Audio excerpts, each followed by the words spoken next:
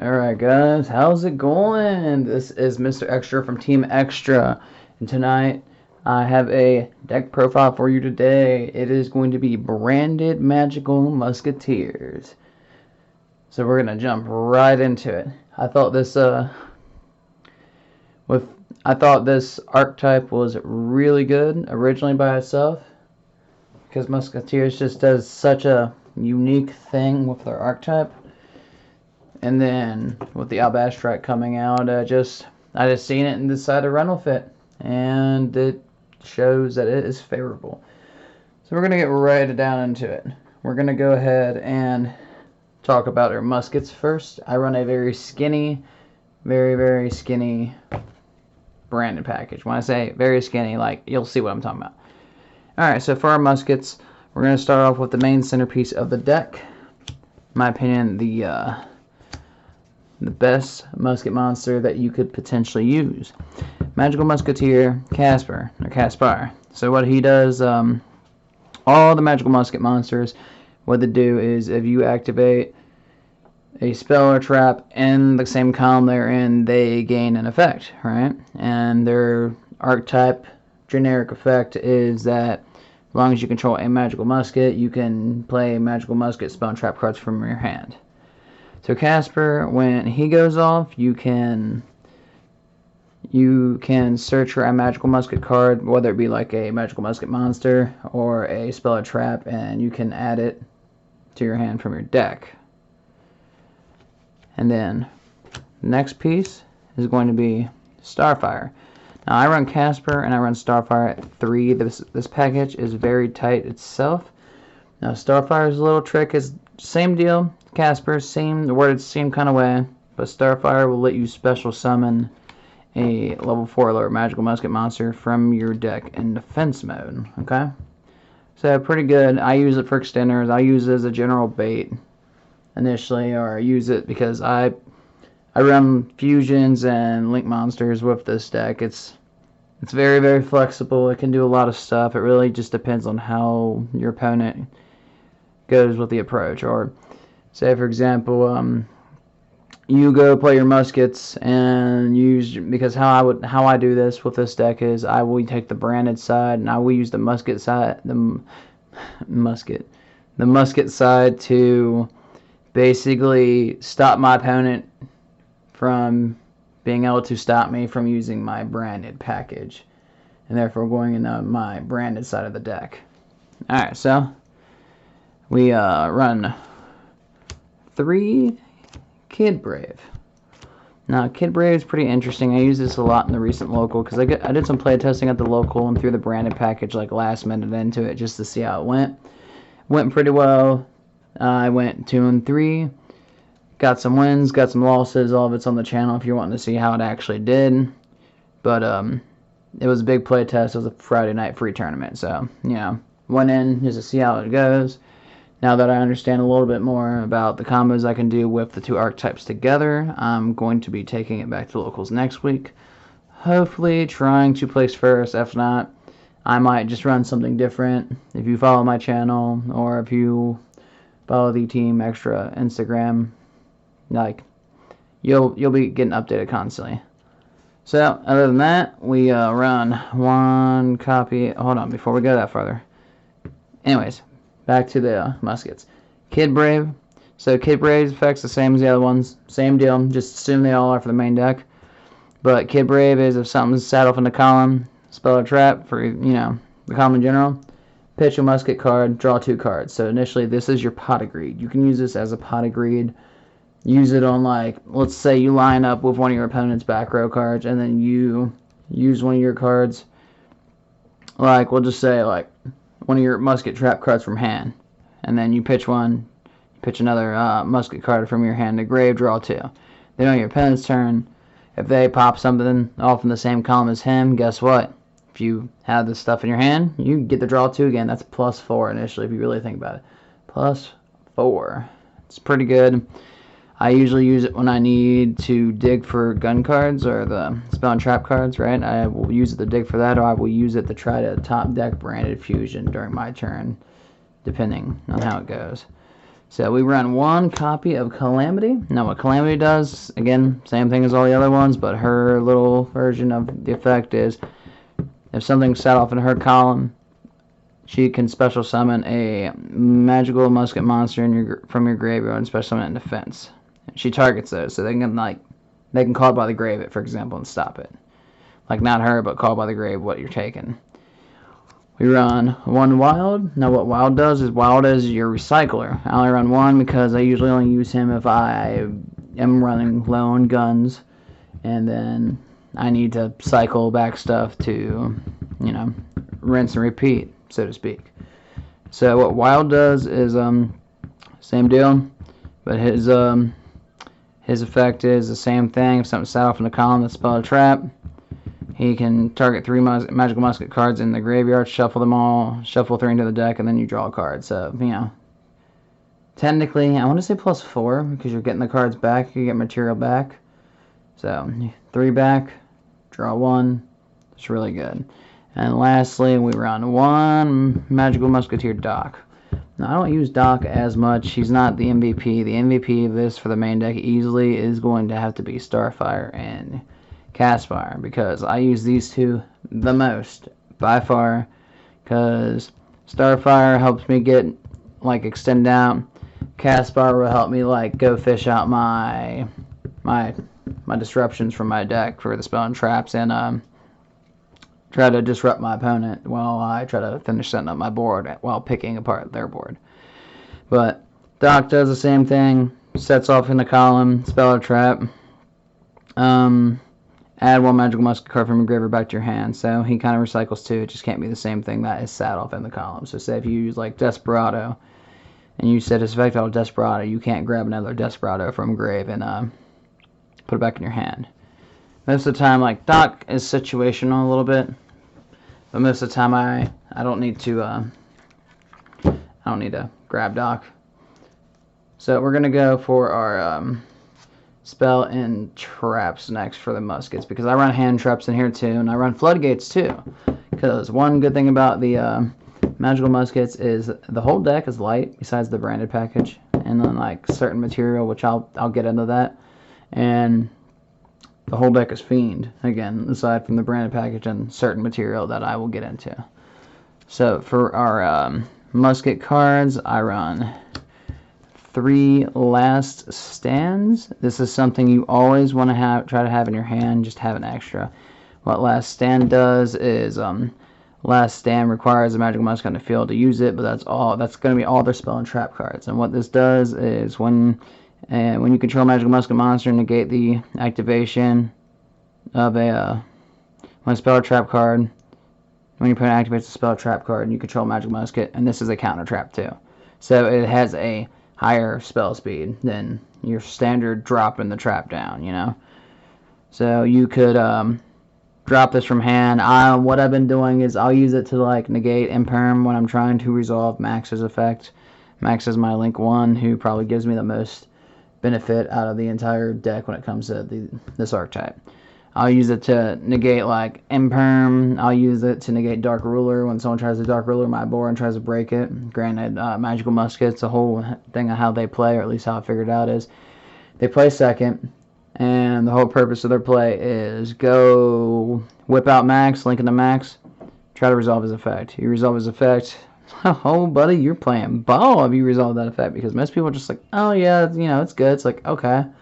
Well, here we go, and I'll explain some examples. I have some combos too. I'm going to go over some combos as well.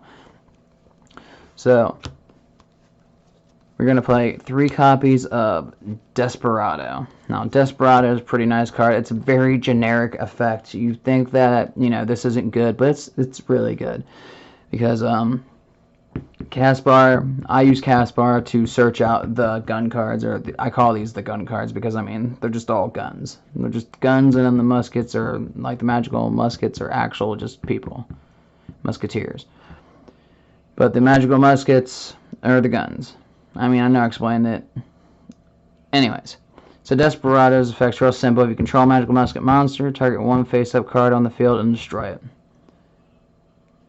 So I use it to pop Floodgates that people try to use against me. I use it to pop Skill Drain. I use it to pop Ghost and Match, Rivalry of the Warlords. I've used it to pop Field Zone cards. I've used it to pop pretty much anything that doesn't have a destruction effect, and you just fling it around like it's, you know, a cheap hooker, whichever way you want to see it as. So I run that at 3. Then we're going to go for the MVP of this deck. Last Stand's pretty good, but the MVP when it comes to the guns has to be Cross Domination. So what Cross Domination does is the same thing as most of the other ones do, where it says you need a Magical Musketeer on the field, or Magical Musket Monster. Target one face-up monster in the field until the end phase of the turn, changes attack and defense to 0, and it has its effects negated. So I'll use this a lot of times to, like, if it's something that can be targetable, I'm going to strip its attack down to 0 and swing over it with anything I have on the field, or I'll do it to just stop people from, like, searching, or, like, for example, Oviraptor for, like, dinos, I'll use it to stop him, or Ultimate Conductor Tyranno, I've used it to stop him quite a bit recently. It's a very, very beautiful card. Works out very well. Alright, so my last 2 is I play 1 Dancing Needle. And what Dancing Needle does is I use this to just, you control a Magical Musket Monster, target with 3 cards in the graveyard, so you can do it to yours too, but why would you, right? Banish them, that's it. I'll usually cycle this back because you can cycle all these in the graveyard, and if you're getting low on your guns, and you'll know if your ratio, you will use like Wild or Dock, and then cycle them back from the graveyard. Wild, cycle back to deck. Dock, you can start adding them back to hand. And then I play 1 copy of Magical Musket Crook Crown.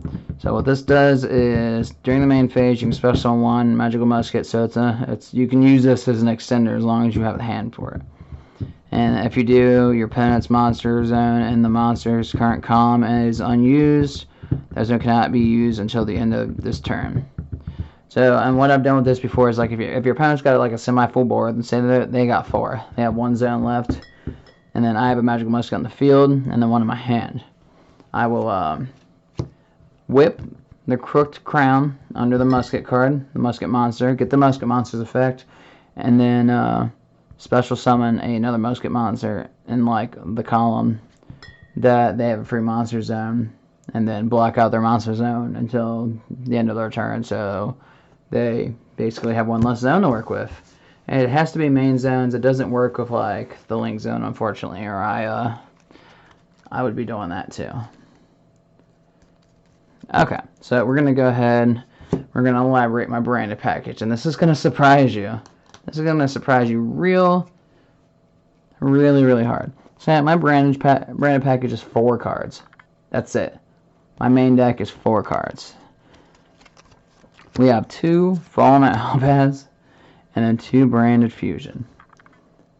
Now Fallen Albaz, most people know what it does. He is a walking poly, and you're probably just like, Mr. Extra, how are you getting out all their dragons, and how are you using so much of the extra deck stuff without playing any dark monsters, with this being the only 2 dark monsters in my deck aside from, like, certain material? I'll get to that. So Fallen Albaz and Branded Fusion are my only 2 for, like, my only cards for my Skinny Man branded package.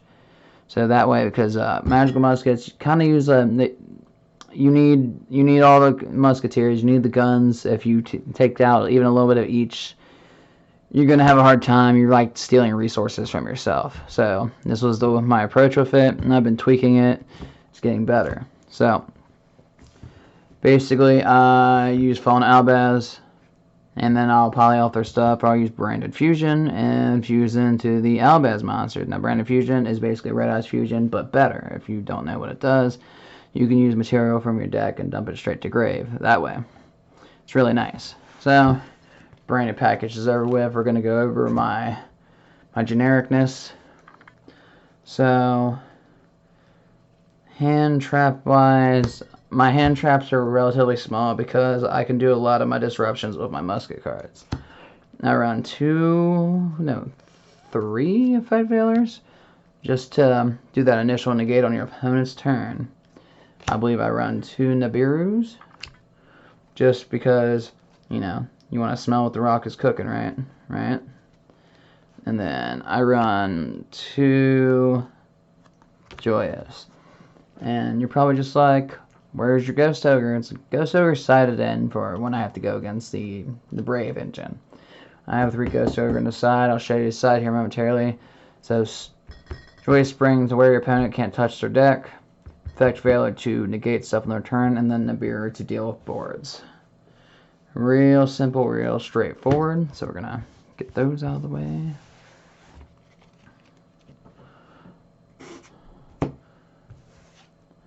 So, next I'm going to elaborate the generic fluff. So, Floodgate-wise, for the main deck, I run 3 Goes in Match. Let me find the other one for you. Because Goes in Match does not hurt the muskets at all. I usually use it defensively. I usually use it if I need to buy time.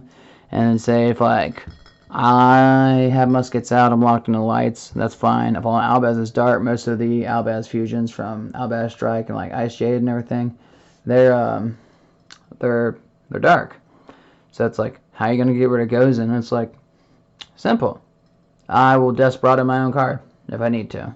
I haven't needed to yet, so either my opponent will gracefully waste his time to get rid of it and then probably not follow up with it but be glad that's gone, or I'll get rid of it myself when I need to go full combo to go ahead and push for game. So we run that.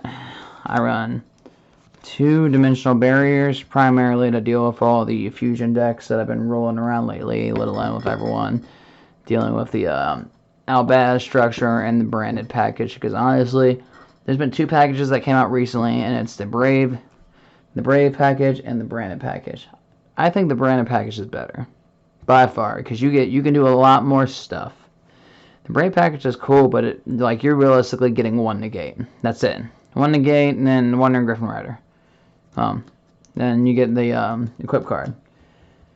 Branded package is smaller, depending on how you want to do it, how you want to spend it, and you get much more options because the amount of extra deck stuff you get. So it goes in match, Dimensional Barrier. Dimensional Barrier, I main at 2. I have another one on the side deck, I'm pretty sure, so I could run 3 of it. And then I run 2 Dark Ruler, just to whip it out turn 2, or my first actual turn going second, just to break their board basically, because most people, they don't like Dark Ruler. I do because they're like, oh, Dark Ruler's slow. But most of the time, almost every time I've thrown this out and I go to use it on someone's board, they don't stop it. People don't put out, like, it's a monster heavy format with monster effects, real heavy. It's not very often that I see people try to negate Dark Ruler about it. Me, myself, I negate it with Last Stand. So, Dark Ruler to break boards, very good generic card. And lastly, I run the Dragoon package. So I run the 2 bricks for Dragoon and then the Red Eyes Fusion. These are my other 2 dark monsters, so technically I have 4 dark monsters. I'll elaborate into that about why I chose to run Dragoon and, you know, why I chose to get the 2 dark monsters instead of like Light Hexsteel Fusion, which is what people have been doing. Alright, so we're going to go into the extra deck next. I run 1 Light Charmer Illustrious, and this is mainly for like Eldritch. I have the Dark Charmer too, but this deck would have a hard time actually whipping out the Dark Charmer, steal DP and everything.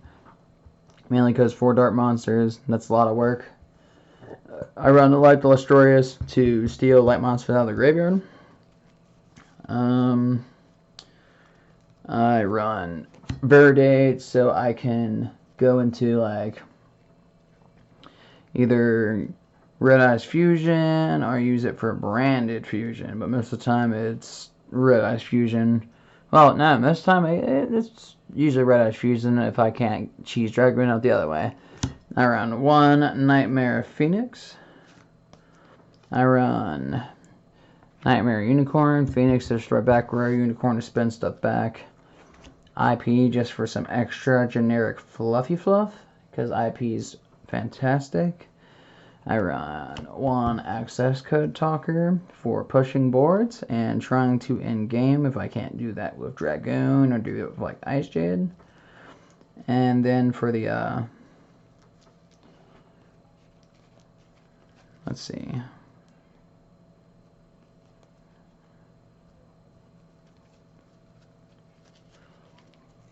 I run 3 of, where is this man at? Where are you at? You might be in the main deck. Huh. Then initially I run 3 Magical Musketeer Max. The third one I assume is floating around somewhere because he's not here at the moment, but I do run 3. I think he's just in the deck one way or the other. Anyways, I'll find him in a second. But I run 3 of him. I literally just got home not too long ago, so I don't know where he's at right now. But I know I'm running 3 of him. He's your main thing for Magical Musketeers. What you do is you link out to get him onto the field, and what he does, his effects are very simple. If they have back row, you can use his effect on summon, and if they have like say 4 trap cards or 4 back row, you can special summon like 4 monsters from your deck that are Magical Musketeer monsters, so you can set up for big plays. And if they have 4 monsters, and you can use the monster effect and grab 4 Magical Musket spell trap cards from your deck, and then add it to your hand too. So basically, my power move for the whole Magical Musketeers is to literally get him on board, resolve his effect, stop my opponent from trying to negate the effect, and yeah. And then for the branded stuff, we run 1 branded dragon for extra fusion and 2 search for branded fusion on end phase. 1 Libellion just to do some extra fusion plays as well. 1 Titanic Clad, mainly to special summon Fallen Albaz on the end phase, and because you can kind of sweep him up and make him big. 2 Ice Jades, because Ice Jade is busted easily with the best fusion card in the deck right now. Not because he's a poly, because he's not. It's because he has a quick effect where he can send a Fallen Albaz fusion monster from deck to grave, extra deck to graveyard, and you can banish something on your opponent's field. And during the end phase, if he leaves the field due to one of your opponent's cards, he will destroy all your opponent's monsters. So what I usually do with him is I'll use his effect, and then I'll send either Titanic Clad or Branded Dragon to the graveyard, depending on how I played it out. Branded Dragon on end phase would get me a Branded Fusion to set me up to do it again next turn, and Titanic Clad on end phase, if I haven't used Fallen Albaz's effect that turn, I could go to end phase, special summon Fallen Albaz from deck, and then get another fusion off, like on their end phase, or the end phase. And lastly, I want to run 1 Dragoon. So that is pretty much it for the deck itself. Now, let me go over a couple combos, and then let me go over my sideboard real quick for you guys, actually. You guys will appreciate this. So, sideboard-wise, I run 3 super polys just to poly it up out in there, you know, because a lot of the branded fusions, they just say like light monster or dark monster, and then Fallen Albaz. So say if you go to use Fallen Albaz and they ain't wanting to budge and they negate his effect, you can force it through a super poly. I run 3 Lancia to deal with banishment stuff, mainly to deal with Flandrees. I run 3 Ghost Ogre to deal with the Brave Engine, or to deal with certain situations, but most of the time it's like Field Zone cards, continuous cards like Fateful Venture, or Theater of the Branded, or Flandrees Map. Then I run 2 Rivalry of Warlords to be another Floodgate because my entire deck is Fiend. I run 2 Dark Kaijus for when I side in the polys, I can Kaiju their monster and then super poly it away. I run 1 Eldritch. I should run 2, and then just one generic back to the front just for some extra little plays that I can make off my musket cards. Alright, so I'm going to do a nice one-hand combo. We're gonna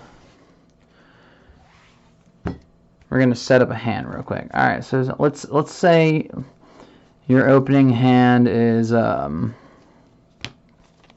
Stand.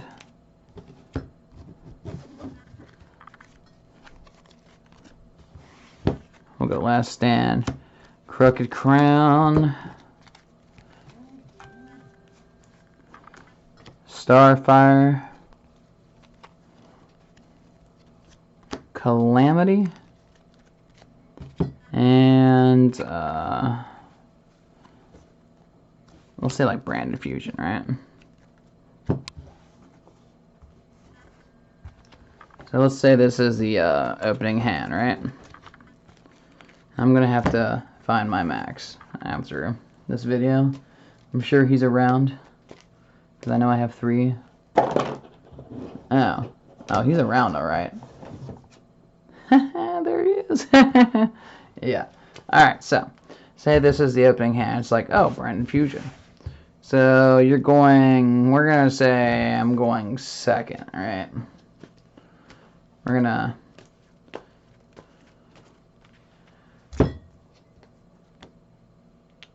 Say Red Eyes is the brick in hand that I just top deck. That's fine. So what we can do here is we could go into Starfire, and then say when they go into Starfire, I'll go ahead and drop down Crooked Crown. So chain 1, chain 2. Starfire is going to let me special summon 1 from deck, right? And always, from what I can recommend for you guys, always go for Caspar, because Caspar is fantastic. And then Starfire's effect resolves, Crooked Crown's effect resolves, which is going to let me get Calamity, because Calamity was in my opening hand. Okay? So then what I'm going to do next here is Starfire has officially been used, so you're going to want to link her off. Go into Max. Okay, so say if your opponent's like, oh, I'm going to try to stop you. I'm going to try to stop you. Right? They're going to like use, I don't know, we'll say like Forbidden Chalice or Forbidden Droplets or something. We're going to go ahead and pop Last Stand down. We're going to negate it. So we're going to go chain 1, chain 2. Casper's effect's going to go first. We're going to go ahead and grab a gun. Alright. So in this situation, you can either grab Desperado, you can grab another Last Stand, but you've already used one. Chances are you can probably use another. But most of the time, I'll grab Cross Domination, because if you're going second, they probably have a monster on the field that has an effect that's probably annoying. So that would resolve. You would have successfully stopped them unless they wanted to chain into that, but then you can eventually go into full combo. It just depends. So you're going to use Max's effect. Let's say they have 3 monsters, right? They have 3 monsters, 2 back row. We're going to... we still have a cross dominant hand, so we're good. So we're going to take the 2 back row, and we're going to special summon 2 musket monsters from deck unless they try to stop us. But let's just go ahead and assume they're going to try to stop us with, like, another effect. Right? Like, let's say they're going to negate of something. We're going to use Cross Dom. We're going to stop them. We're going to target a monster. Strip its attack to 0. Negates effects. We're going to set off Calamity's effect. Calamity's effect is going to bring back Starfire from graveyard in defense mode. So now we've officially exhausted our resources of that. And we're going to get 2 special summons with Max right now. Now in this situation, you're going to want to take the only ones you haven't used. I would go ahead and try to go for Doc, and go for Kid Brave. And now you still have Branded Fusion in your hand, because now you can do a lot of sweatshop stuff at this point. A lot of really good shit. We'll just say that. So we can go ahead and you're going to want to leave at least one musket on the field. I typically, like if I leave one on the field when I'm trying to hold guns in my hand, I'll leave cast bar most of the time. So we will link the two out.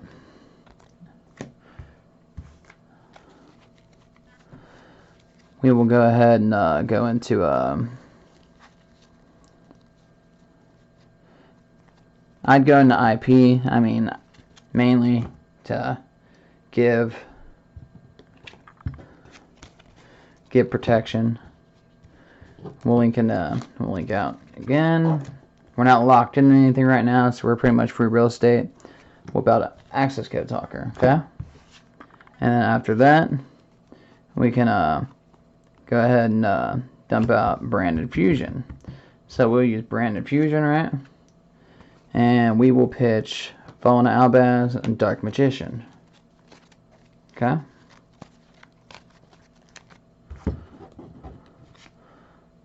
So we'll pitch those to grave. We'll go ahead and make Lubar, because Lubar is a dark and a Lubar, it requires a dark and then Fallen Albaz. We'll use Lubar's effect. We'll pitch the red eyes that just happens to be in hand. You can do two approaches with this. I personally would because you could go you can go two ways. With Fallen Albaz, you can either go to Branded Dragon, or you could which yeah, we're gonna go ahead and we can go into either Branded Dragon or we can go into Ice Jade. Right? Now with Branded Dragon says that you need a light and Fallen Albaz. But with Ice Jade, you need Fallen Albaz, Fusion, Synchro X was your link. Which usually it's a good time to get Verde out the field or etc. depending. But for this case, since we happen to have both these in grave, we don't need to use both of those. We'll go Dark Magician, and then we will go Fallen Albaz. Now, Dragoon's requirements is Dark Magician and then a Dragon. What is it? It is a because I've been doing this all this week. It is a Red Eyes Black Dragon or one Dragon Effect monster, which Fallen Albaz is a Dragon Effect monster. So we'll take that, we'll cycle them back into the deck, and then we'll whip out our Dragoon, right? And at this point, we can only do fusion summons for the rest of the turn, or like fusion monsters. But we would essentially end on a board where it's your first turn, access code talker, you would be able to stop their stuff. They have monsters on the field because you didn't technically destroy their monsters. You can go ahead and go Dragoon, pop both their monsters. When access code hits the field, you could go ahead and run that back row down with the IP and then the max that you banish, since they can't respond to access code talker, and then you end up on a board with one potential negate, depending if you manage to draw a card of Kid Brave or not. A access code talker that's going to have 3,300. A Dragoon that's going to potentially have 4,000. A Lobian that can't attack, but you'll be able to clear game straight up with just these three. Even if you end up managing to, because 33, 3,000, 63. 78 right here, and then assuming you at least pop one of their monsters, you got a game right there. But that is all I got for you guys. Like, comment, subscribe, tell me what you think about this. I'm going to be tweaking this out. I'm going to be play testing a little bit more, get my ratios down, and tell me what you think about the skinny branded package, bare bones, because I can either just go Dark Kaijus to just add dark monsters, or use the Dragoon package monsters as dark monsters as well. And that way, I just actually showed you how one of two ways to cheese out Dragoon without Red Eyes Fusion. Because I didn't use Red Eyes Fusion at all. You can use Lebellion to get them out, or you can use Branded Dragon to get them out. But anyways, this is all I got for you guys. I hope you enjoyed. Like, comment, subscribe. Check out the Instagram for Team Extra. Check out the merch store. Check out the weekly updates and the recaps, because we are going to keep on the locals. We are preparing because Team Extra should be rolling out to Hartford, Connecticut for the YCS. You know, go big, go home, right? That's all I got for you guys. Thank you. Like, comment, and subscribe.